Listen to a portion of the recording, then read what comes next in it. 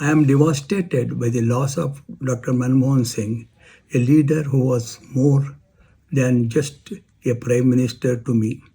He was a mentor, a guide, and a steady force of wisdom and integrity.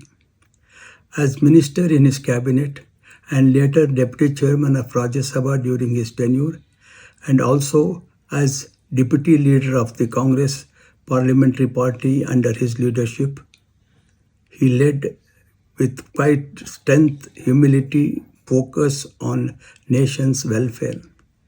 His calm and intellectual brilliance were a source of constant inspiration.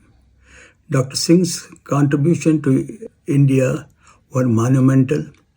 As a Prime Minister, he presided over a decade of economic transformation, lifting the millions out of poverty and setting the foundation for India's global economic rise.